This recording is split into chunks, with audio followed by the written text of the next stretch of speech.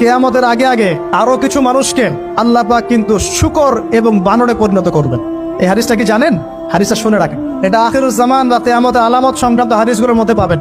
আল্লাহ রাসূল সাল্লাল্লাহু আলাইহি ওয়াসাল্লাম বলেছেন, কিয়ামতের আগে আগে আমার উম্মতের মধ্যে, ভালো করে শোনেন, কিয়ামতের আগে আগে আমার উম্মতের মধ্যে একদল মানুষ বের হবে যারা মদ পানকে হালাল মনে করবে। কাকে?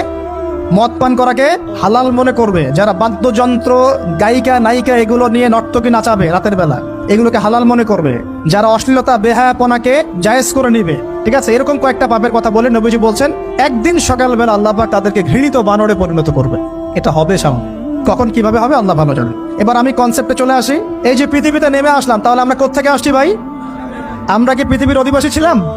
আমরা জান্নাতে ছিলাম, ওখান থেকে আল্লাহ পাক পাঠিয়েছে। এবার পৃথিবীতে এসে আদম আলাইহিস সালামের যুগে খুব একটা দুর্ঘটনা ঘটে নাই, একটা ঘটেছে। কয়টা? একটা।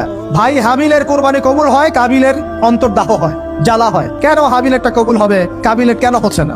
এই হিংসার বশবর্তী হয়ে কাবিল হাবিলকে হত্যা করে ফেল। হত্যা করে লাশটা দাফন করার পদ্ধতিও তার জানা ছিল না। আল্লাহ কাককে পাঠালেন, কাককে দেখে সে শিখলো। প্রথম দুর্ঘটনা হচ্ছে হাবিল কাবিলের দুর্ঘটনা। বলে রাখি, আজকেও নিজের ভাইয়ের বেশে বহু কাবিল মুসলিম সমাজের মধ্যে ঘুরে বেড়ায়। নিজের ভাইয়ের লেবাসে, পোশাকে, সুরতেই বহু কাবিল এখনো কিন্তু মুসলিম সমাজে ঘুরে বেড়ায়। তো আমরা কাবিলদেরকে কাবিলের পরিণতি সম্পর্কে সচেতন করতে চাই। হাবিল বলেছিল, তুমি যদি আমাকে মারতে আসো, আমি তোমাকে মারার জন্য হাত বাড়াবো না। হাবিল জান্নাতে যাবে আর কাবিল জাহান্নামে যাবে। কেন কাবিল জাহান্নামে যাবে? নবীজি বলেছেন, পৃথিবীর প্রথম হত্যাকাণ্ড সংগঠিত করেছে কাবিল। এই কারণে পৃথিবীতে যত খুন হবে, সমস্ত খুনের পাপের একটা অংশ কাবিলের আমলনামায় যোগ করা হবে। বলে নাউজুবিল্লাহ। একটা কথা মনে রাখবেন, সদকায়ে জারিয়া যেমন আছে, গুনাহে জারিয়াও আছে। একটা মদের দোকান দিয়েছেন, যত মানুষ মদ খাচ্ছে, সমস্ত গোনার একটা অংশ আপনার কাঁধে আসছে।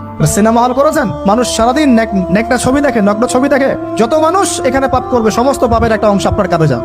আবার একটা মাদ্রাসা করেছেন, যত মানুষ এখানে দ্বীনি ইলম শিখবে, এই নেকির একটা অংশ আপনি পাবেন ইনশাআল্লাহ। মরে গেলেও কবরে পাবেন ইনশাআল্লাহ। আল্লাহ পাক আমাদের সবাইকে সদকায়ে জারিয়া করার তৌফিক দেন, গোনাহে জারিয়া থেকে বাঁচিয়ে রাখুন। খুব খেয়াল রাখবেন, আল্লাহ পাক আমাদের হেফাজত করুন বলি আমিন। এবার ওই যুগ শেষ, নূহ আলাইহিস সালামের যুগ। এই যুগে আল্লাহর একই সুন্নত, নূহ আলাইহিস সালাম 950 বছর দাওয়াত দিলেন, 40টা বা 80টা পরিবার ইসলাম কবুল করেছে, বাকিরা করে নাই। যারা করে নাই আল্লাহ পাক তাদেরকে ডুবিয়ে মারলেন, যারা করেছে আল্লাহ পাক উদ্ধার করলেন। সোজা কথা, আজকে সারা পৃথিবীতে যত মানুষ আমরা বেঁচে আছি না, আমরা কোনো না কোনো ভাবে ওই 80 পরিবারের সদস্য। আমরা ভাই ভাই, আমরা ওই ফ্যামিলি, 80 ফ্যামিলির অন্তর্ভুক্ত। কিরকম করে? নূহ আলাইহিস সালামের 4 সন্তান ছিল। কয় সন্তান? এক সন্তানের নাম হচ্ছে হাম। কি নাম? হাম। হাম ছিল একটু কালো বর্ণের। হামকে দিয়ে আফ্রিকার কন্টিনেন্টে যত মানুষ দেখছেন ব্ল্যাক স্কিনের, কালো স্কিন, এরা সবাই হামের বংশধর। মজা না বিষয়টা? মানুষের অস্তিত্ব